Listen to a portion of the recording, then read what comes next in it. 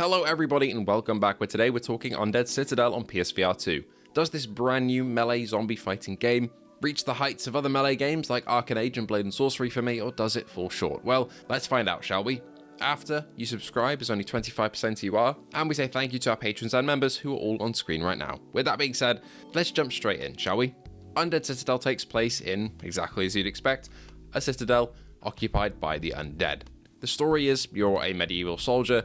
You feel like you're abandoned by your god, but you are still supportive of them. You stumble into the citadel, find it's full of undead, and have to go and stop people who are worshipping a different god and summoning these undead from the top of a tower in the middle of the citadel, using a variety of weapons and fighting a variety of zombies as you do. This main campaign will take between 3.5 to 6 hours. For me, it was on the lower end of that, playing on normal difficulty, but I find that I'm always a little bit faster on these games for some reason. Maybe my brain is just fried and I take less time and want to move on quickly, but ultimately, if you like to take your time, you'll probably be on the longer end of 5 or 6 hours there.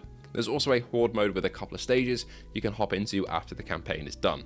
Alongside that, in your menu, you've also got an armory where you can have a look at all the weapons that you picked up and acquired throughout the campaign and see what you want to take with you. Overall, the story is fine. It's enough to keep you going, but does leave a little bit to be desired in the world building, which I'll get into a little bit later. As for writing though, I wasn't really a fan of the main character. Their dialogue, which is talked by themselves, at themselves, is just a little bit edgy feeling. This place is devastating. I hope at least brothels are still standing. The voice actor is clearly trying their best and doing a good job, but I don't think I can count how many times the word brothel is said in this game on both of my hands, and that for me is just a bit of a problem in terms of how the game is written. I ended up turning down his dialogue to 50% volume just because I was just kind of sick of hearing it. It's a similar issue for me with Arizona Sunshine. I'm not a fan of how those characters are written either. And Hubris, which was another one where I just didn't really like the dialogue. Overall though, you're not here for that, you're here for the killing and also for how the game looks and plays on PSVR2. And as for visuals, the resolution is pretty good. There's a bit of shimmering, but I imagine that's because the game is trying to hit a native 90 Hz after feedback from PSVR2 players saying they wanted that refresh rate for this game. Imagine the original plan of having 60 Hz reprojected to 120 would have looked a bit nicer, but it does run smooth as butter 90 and does look good enough, I would say. And it helps that the actual visual style here is very detailed and well thought out. The vistas that you see, the creepy dungeons, cemeteries, marketplaces overrun with the undead are filled with detail and all are tonally and visually consistent, which helps the look of the game massively. Similarly to this, the lighting in Undead Citadel is utterly fantastic, simulating pretty much every object you can imagine, and I spent quite a lot of time just playing with shadows. Speaking of shadows, the dark areas of this game are truly dark, and there isn't really that much mirror that I found, although I feel like I'm a little bit less sensitive to it than other people.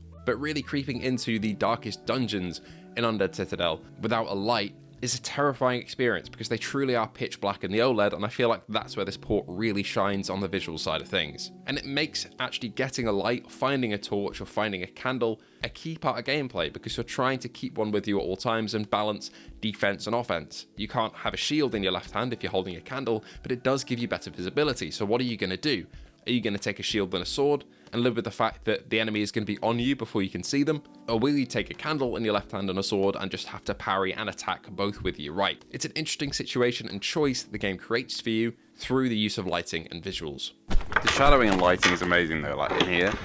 This looks great, and if I put my sword in front of this, it actually casts a shadow. As for haptics on PSVR2, all are utilised, including head rumble, adaptive triggers for when you adjust your position on your weapons. Similar to Blade and Sorcery, you press R2 and you move your hand up and down and it'll adjust where you're holding the weapon on the grip.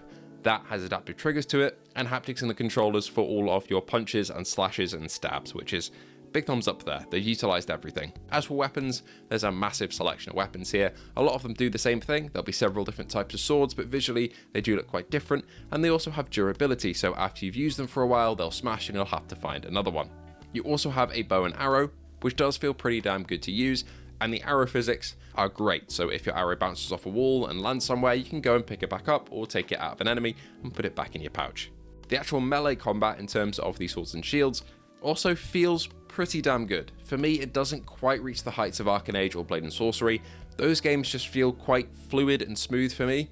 I feel like the physics of Undead Citadel made the combat feel a little bit slow, especially at the start, but you do get into it. But ultimately for me it just didn't gel as well as Arcanage, and I can't quite put my finger on why, and that's quite frustrating. It might be something to do with just How the physics feel with how the enemies move, or maybe how they react to hits, I really don't know what it is. And I wish I could pinpoint it a little bit better, but that's not to say it's bad, it's pretty damn great. It's still one of the best offerings on PSVR2, just below Arcane Age I would say. Above things like Swordsman, you're going to have a fun time here if you enjoy using sandbox elements around the different maps to fend off your enemies. Parrying does feel satisfying, and the dismemberment is utterly fantastic here. Whether you want to chop up the enemy into tiny pieces or straight up bisect them or behead them, all the options are here for your psychopathic needs. The sound design also does its part very well. There's nice reverb in the underground dungeons, there's great backing audio when you're traversing above ground, and the stabs and hits of these swords, shields and axes sound very weighty and great.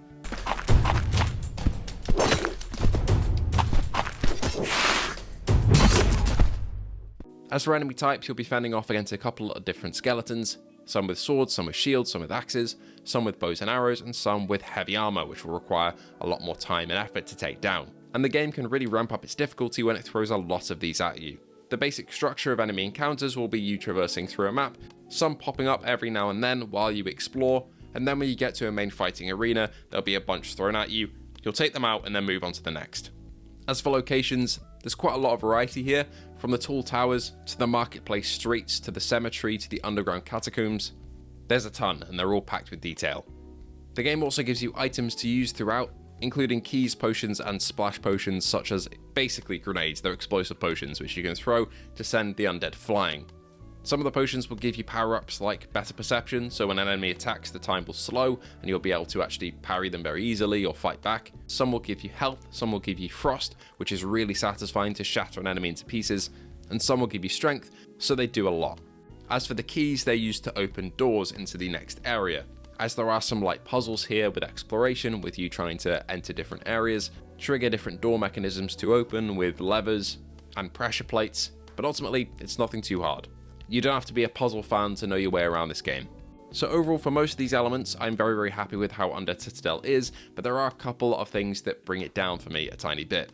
One is the game's physics engine, and this is a bit of a strange one because I just praised it, and yes, it can work fantastically, but sometimes there just is that jank. Objects don't exactly move how you'd want them to, they go flying off in different directions, and it's a hard thing to do right in VR, and sometimes it works perfectly, but sometimes it just does the exact opposite, and it's quite frustrating. Exploration as well is an interesting one because as you're going through the streets, there'll be several houses open for you to enter, and they'll usually have a couple of items in there.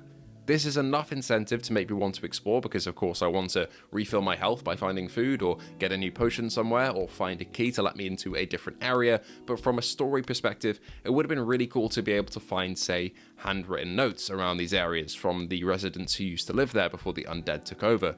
Maybe recounting their last moments or describing how all of this happened. It would have been a nice little paper trail to find until you get to the final encounters of the game, where you confront the final enemies. It's not something that's absolutely necessary, but it would have been really nice to have as a bit of world building and to give me a bit more incentive to explore other than just finding items.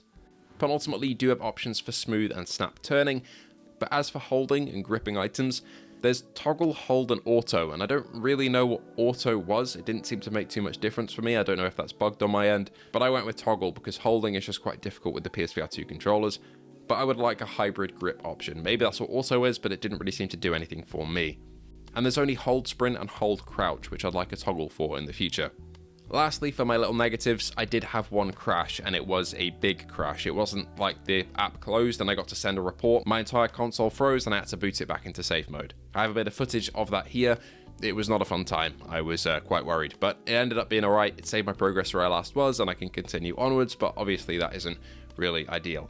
This happened at the end of level 3, I want to say. I was simply trying to pick up a sword and everything seized up. That is the only technical issue I ran into in the entire game though. Everything else was smooth sailing, so chances are you probably won't run into anything like that. I was just quite unlucky. Overall, Undead Citadel is a fun time on PSVR2. It's a solid 7.5 out of 10, with good combat, a decent story, pretty damn good visuals, fantastic lighting, great use of haptics, loads of weapons, quite a few enemy types, 10 levels / locations to go through, a bunch of different items to spice up battles, and a physics-based combat that sometimes collapses under its own weight, but most of the time feels pretty good. Anyway, thank you all so much for watching. Are you going to pick up Undead Citadel when it drops on the 26th? Please do let me know, and I hope to see you all in the next one.